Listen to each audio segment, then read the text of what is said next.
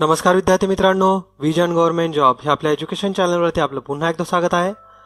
आज आपण make in India हा गव्हर्नमेंटचा जो प्रोजेक्ट आहे त्याच्याबद्दल थोडक्यामध्ये माहिती जाणून घेणार आहे.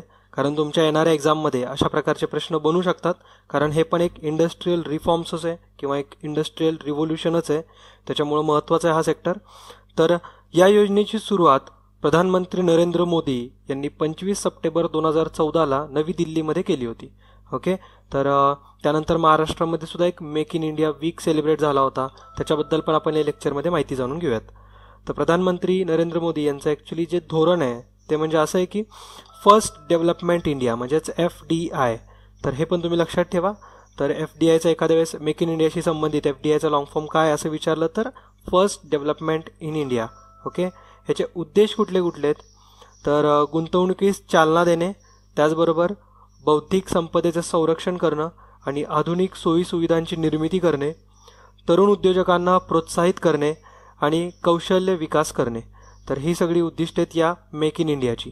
तर मेक इन इंडियाशी संबंधित जर उद्योजकांना काही प्रश्न उत्तरे करायचे असतील किंवा त्यांना काही क्वेरीज असतील तर गव्हर्नमेंटने एक वेबसाईटसुद्धा लॉन्च केली आहे, ती म्हणजे मेक इन इंडिया www.makeinindia.com.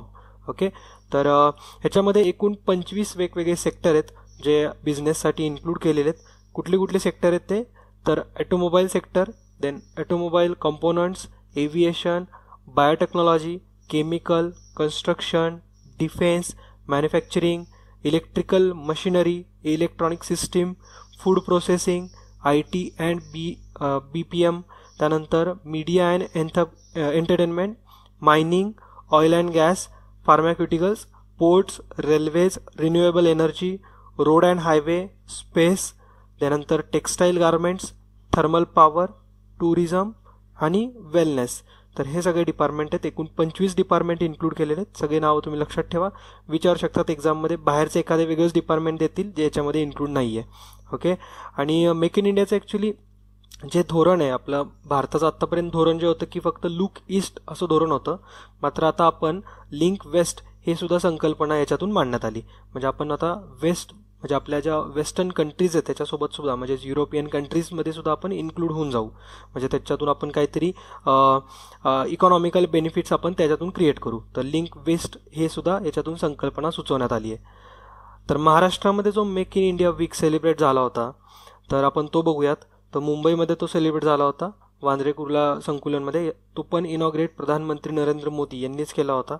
याच्या दरम्यान 102 देशांनी याच्यामध्ये सहभाग दर्शवला होता.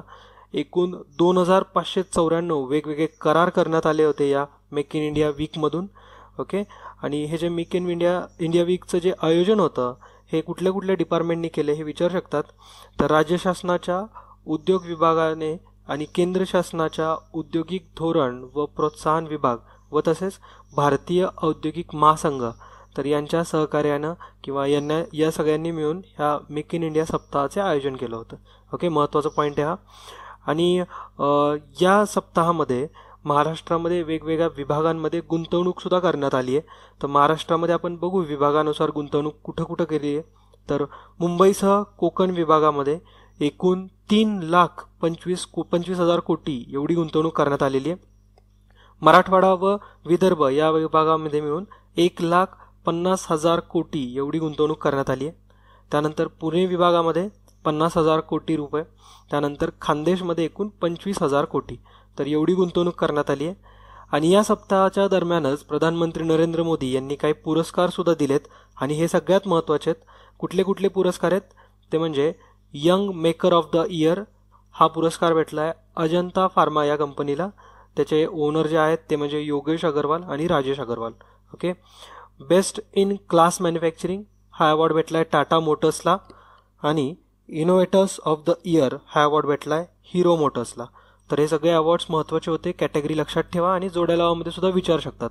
ओके, आणि या दरम्यान महाराष्ट्र शासनाने सुद्धा त्यांची काही धोरणं जाहीर केली, जसं की किरकोळ व्यापार धोरण, त्याचबरोबर सागरी किनारा विकास धोरण, अनुसूचित जाती जमातींच्या उद्योजकांसाठी म्हणून भारतरत्न डॉक्टर बाबासाहेब आंबेडकर प्रोत्साहन योजना, एक खिडकी योजना आणि इलेक्ट्रॉनिक धोरणं.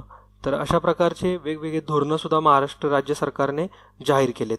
तर हे सगळे पॉईंट अतिशय महत्त्वाचे होते आणि आपण अशाच एकदम कमी वेळेमध्ये बाकीच्या पण योजना लवकरात लवकर कव्हर करू. ओके, तशा एकूण जर तुम्हाला करायचंच झालं तर एक 40 ते 50 योजना असतील. आपण त्याच्यापैकी बऱ्यापैकी योजना कव्हर केल्यात. मग एक 7 ते 8 योजना तरी आपण आपल्या लेक्चर्समध्ये अपलोड केलेल्याच आहेत. आपण अशाच पद्धतीनं बाकीच्या योजनासुद्धा कंप्लीट करू. ओके, तर भेटूया पुढच्या लेक्चरमध्ये. तोपर्यंत जय हिंद, जय महाराष्ट्र. धन्यवाद.